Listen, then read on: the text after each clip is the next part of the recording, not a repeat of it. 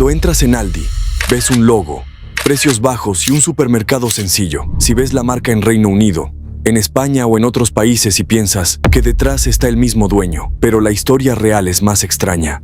Antes de Aldi hubo una familia de comerciantes, 2 hermanos marcados por la guerra y una separación que todavía sigue escondida dentro del imperio. Karl y Theo Albrecht fundaron Aldi juntos y amasaron una fortuna hasta convertirse en 2 de los hombres más ricos de Alemania. El problema es que en 1971, 2 hombres esperaban en el aparcamiento de las oficinas de Aldi. Habían estudiado a su víctima y sabían que Theo Albrecht era millonario, pero cuando lo tuvieron delante, dudaron porque su traje parecía demasiado barato.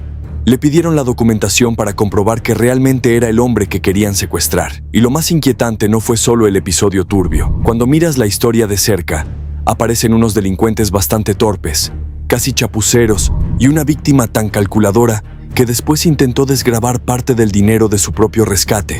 Ese nivel de cálculo no salió de la nada. Se empezó a formar en 1913, en Schönebeck, uno de esos lugares donde el trabajo se notaba hasta en el aire. Chimeneas, carbón, vías de tren y barrios enteros creciendo alrededor de la industria. Todavía no formaba parte de Essen como la conocemos hoy, y tampoco nadie podía imaginar que de esas pequeñas calles iba a salir una de las cadenas de supermercados más conocidas del mundo. En Mittelstraße 87 había un edificio propiedad de Theodor Siepmann. Su hija se llamaba Anna y estaba a punto de casarse con un joven de 27 años llamado Karl Albrecht. Karl era panadero y comerciante. El 10 de abril de 1913, empezó a vender productos de panadería en aquel edificio. 11 días después, registró oficialmente el negocio y el 16 de junio se casó con Anna. En apenas 2 meses, Karl puso en marcha un pequeño comercio y formó una familia. Aldi todavía estaba a décadas de existir, pero la historia ya había comenzado. Con el tiempo se ha contado muchas veces que Anna fue la fundadora de aquella primera tienda. La propia historia oficial de Aldi la presenta como la mujer que abrió un pequeño comercio de alimentación en 1913. Sin embargo, los antiguos registros comerciales de Schönebeck guardan un detalle diferente. El negocio registrado aquel abril aparecía a nombre de Karl y estaba dedicado inicialmente a productos de panadería. De hecho, Anna era el cerebro del negocio y, cuanto más se profundiza en la historia de la familia, más difícil resulta quitarle protagonismo. Anna venía de una familia que tenía propiedades en la zona. El primer local pertenecía a su padre, y ella terminó trabajando durante años en el comercio de alimentación. Estuvo allí antes de que nacieran sus hijos, durante 2 guerras, y cuando el negocio todavía cabía detrás de un pequeño mostrador. Para entender la dimensión de aquello, hay que olvidarse por un momento del Aldi actual. En esa época no había grandes pasillos iluminados, carros metálicos, ni cientos de cajas de cartón apiladas. Aquellos comercios de barrio vendían lo que las familias necesitaban para pasar la semana: pan, harina, azúcar, arroz, café o especias, sacos abiertos detrás del mostrador, productos preparados para cada cliente y cantidades que se pesaban antes de entregar. El cliente entraba, pedía lo que necesitaba y alguien se lo preparaba allí mismo. Karl y Anna vivían de eso. Y muy pronto, Europa empezó a cambiar a su alrededor. La Primera Guerra Mundial estalló en 1914. Durante los siguientes años, Alemania quedó atrapada en un conflicto que vació familias,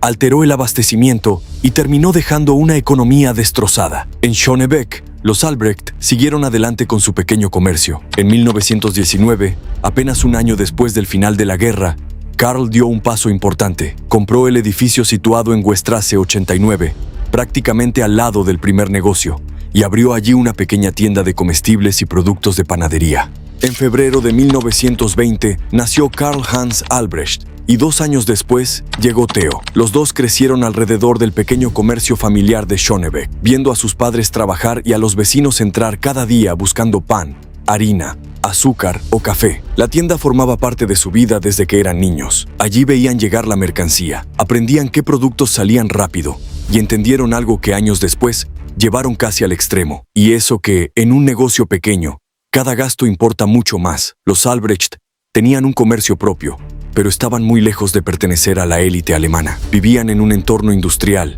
trabajaban directamente en la tienda, y cuando los hijos alcanzaron la adolescencia, también ellos empezaron a aprender el oficio. Karl fue el primero. Con unos 14 años ya trabajaba en el negocio familiar y después de la escuela se formó en Weiler, una tienda de delicatessen de Essen, donde conoció una forma de vender diferente a la que había visto durante años en Schönebeck. Theo, en cambio, aprendió como vendedor dentro del comercio de sus padres entre 1936 y 1938. Esta pequeña diferencia de aprendizaje, con los años, estaba a punto de estallar todo, y Anna iba a necesitar toda la resistencia que había acumulado durante aquellos años. Alemania estaba entrando en una etapa cada vez más oscura. Hitler había llegado al poder en 1933, y en septiembre de 1939, la invasión de Polonia abrió una nueva guerra en Europa. Karl tenía 19 años, Theo, 17. La tienda seguía allí, pero los dos hermanos ya tenían otra vida esperando fuera de Schönebeck.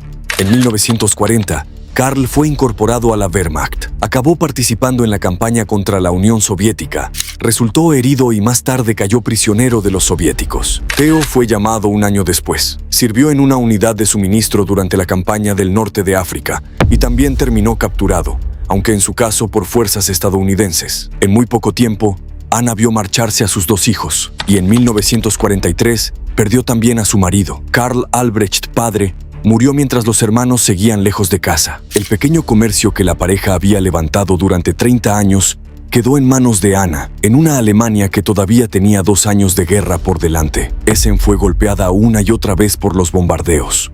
Karl permanecía lejos, Theo estaba prisionero, y ninguno podía saber con certeza qué encontraría cuando regresara. Cuando la guerra terminó, los hermanos volvieron a Schönebeck. Su padre ya no estaba, y junto a Anna, tomaron las riendas del viejo negocio familiar. Pero había un problema. Tenían una tienda y años de experiencia detrás de un mostrador. Lo que apenas tenían era dinero para hacerla crecer. Y esa falta de recursos estaba a punto de empujarlos a una forma de vender que pocos competidores se atreverían a seguir.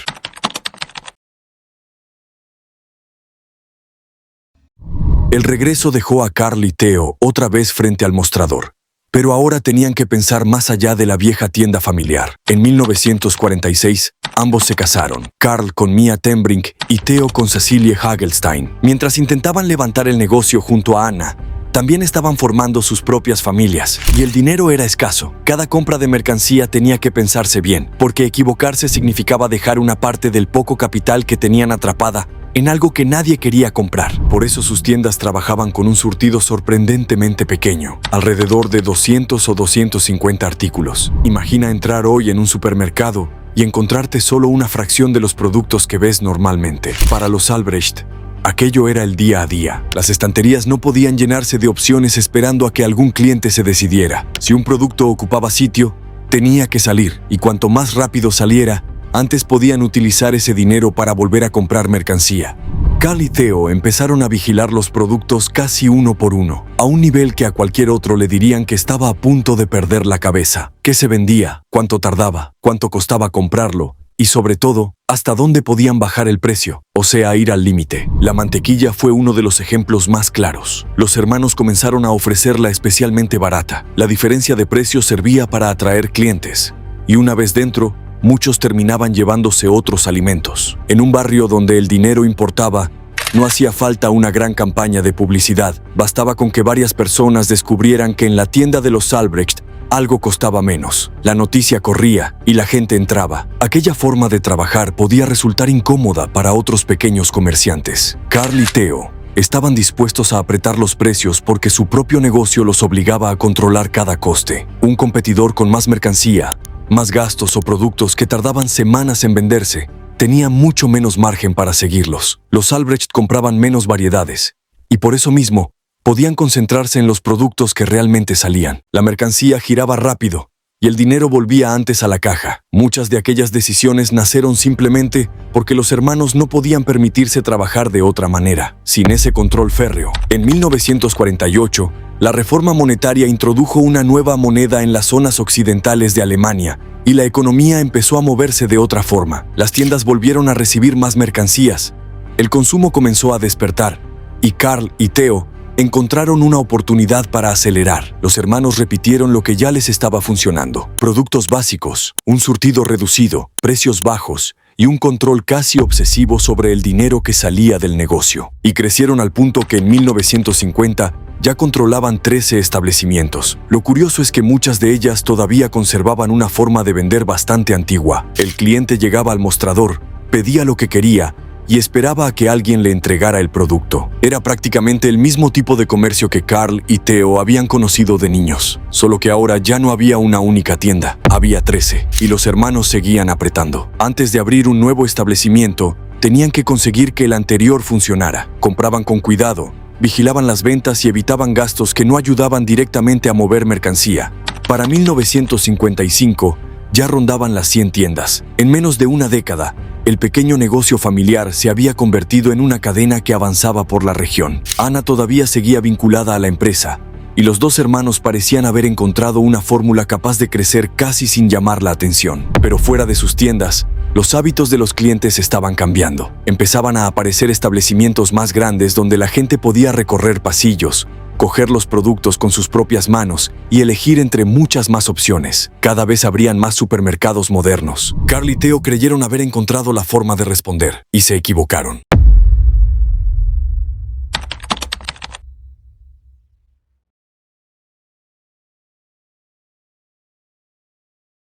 En 1954, Carl y Theo transformaron la antigua tienda de Schönebeck en un autoservicio. Los clientes ya podían recorrer el local y coger los productos por sí mismos, y los hermanos empezaron a probar hasta dónde podían adaptar el negocio a aquella nueva forma de comprar. Añadieron secciones de carne fresca, montaron una tostadora central de café y abrieron 2 grandes establecimientos de cash and carry, pensados para mover más mercancía. Algunas de esas decisiones empezaron a tragarse dinero. La carne era más complicada de manejar, exigía otra estructura y añadía costes. Los grandes establecimientos tampoco funcionaron como habían previsto y terminaron generando pérdidas. Cuanto más intentaban ampliar el negocio, más problemas aparecían detrás de cada nueva sección. Carl y Theo reaccionaron cortando. Quitaron aquello que no funcionaba. Limitaron durante años buena parte de los productos frescos y refrigerados. Redujeron la decoración y empezaron a mirar cada gasto con una dureza cada vez mayor.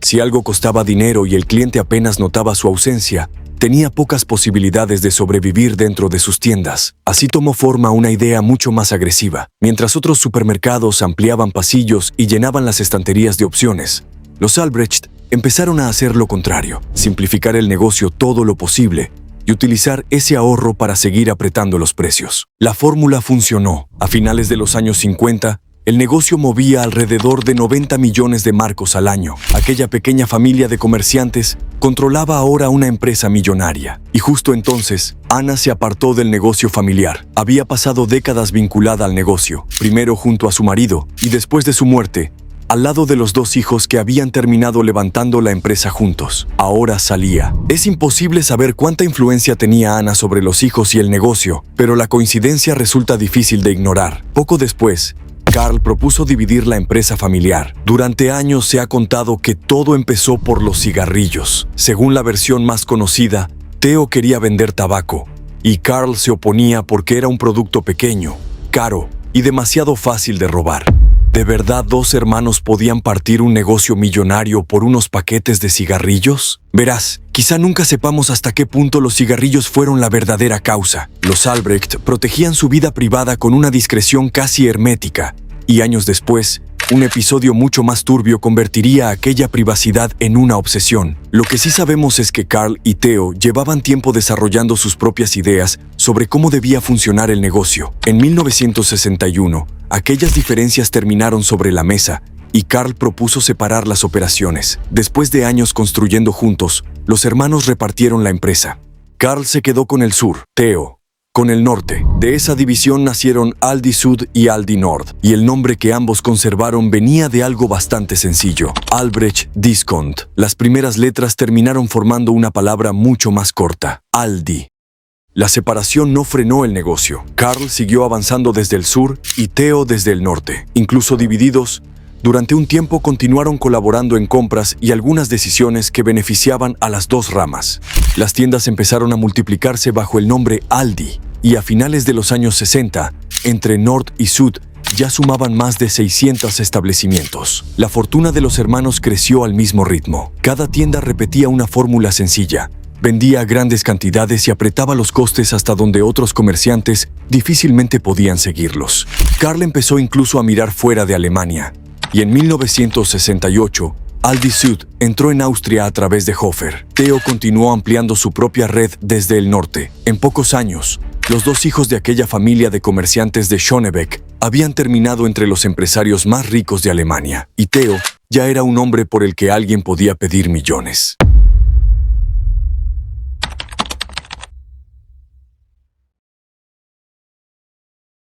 En 1971, Theo Albrecht salió de las oficinas de Aldi en Herten y caminó hacia el aparcamiento. Dos hombres llevaban tiempo esperándolo. Uno era Heinz Joachim Ollenburg, un abogado ahogado por las deudas. El otro, Paul Kron, tenía experiencia en el mundo criminal y era conocido como Diamanten Paul. Habían elegido a Theo por una razón bastante simple. Tenía dinero, muchísimo dinero, pero cuando lo vieron de cerca, dudaron.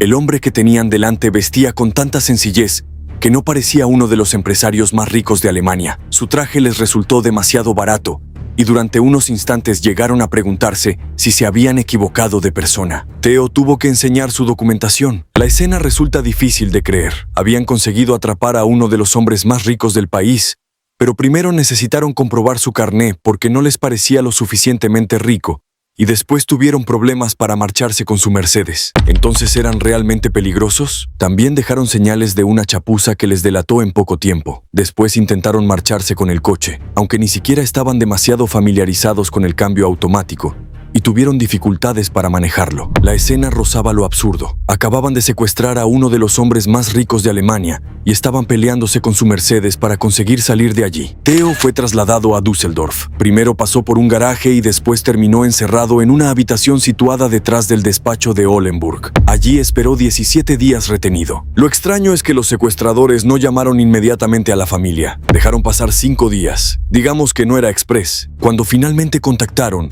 la familia Albrecht intentó mantener a la policía fuera de la negociación. Era una familia acostumbrada a cerrar su vida privada y resolver sus asuntos lejos de las miradas, pero esta vez ya había demasiadas personas siguiendo el caso. El teléfono de Karl fue controlado y alrededor de 70 investigadores empezaron a trabajar en la búsqueda de Theo. Mientras tanto, él continuaba encerrado. Sus captores le dieron material para leer. Entre las publicaciones había una revista económica, Der Volkswirt, y también libros. La cantidad exigida fue aumentando hasta llegar a 7 millones de marcos, unos 2 millones de dólares en época, unos 14 a 15 millones de dólares a día de hoy. Para entregar el dinero, la familia recurrió a una persona poco habitual en un caso como aquel, Franz Hengsbach, obispo de Essen. El 16 de diciembre, Hengsbach llevó el rescate hasta un camino rural cerca de Ratingen-Breitscheid. 7 millones de marcos. Poco después, Theo fue liberado. Había pasado 17 días retenido. Cuando volvió a aparecer ante los periodistas, se mostró agotado y habló de la necesidad de descansar. Durante el juicio llegaría incluso a reconocer que, dentro de la situación, sus secuestradores habían mantenido con él un trato correcto en algunos aspectos. Pero el caso todavía no había terminado. Parte del dinero del rescate empezó a moverse. Paul Kron cometió un error al pagar una deuda a un comerciante de radios utilizando billetes procedentes del secuestro. Aquella operación dejó una pista y la policía terminó llegando hasta él. Ollenburg había escapado más lejos. Fue localizado en México, detenido y posteriormente extraditado a Alemania. En 1973, ambos fueron condenados a 8 años y medio de prisión. Pero faltaba dinero. De los 7 millones de marcos pagados por Theo, solo se recuperó aproximadamente la mitad. Los otros 3,5 millones de marcos desaparecieron. Y Theo hizo algo que encajaba demasiado bien con el hombre que había construido Aldi vigilando cada gasto. Intentó que la parte del rescate que nunca recuperó fuera reconocida fiscalmente como un gasto empresarial. Los tribunales rechazaron la idea. Ya era reservado antes de aquella noche. A partir de entonces, cerró todavía más su vida. Las entrevistas eran escasas, las fotografías todavía más difíciles de conseguir, y la familia protegía su privacidad con una intensidad que empezaba a rozar la obsesión que habíamos dejado atrás años antes. Theo había pagado 7 millones para volver a casa. Ahora quería asegurarse de que nadie volviera a saber demasiado sobre cómo vivía, y mientras él empezaba a desaparecer de la vista pública, Aldi estaba a punto de hacerse cada vez más visible fuera de Alemania. El imperio que siguió partido. Después del secuestro, Theo se cerró todavía más al mundo. Entrevistas casi inexistentes.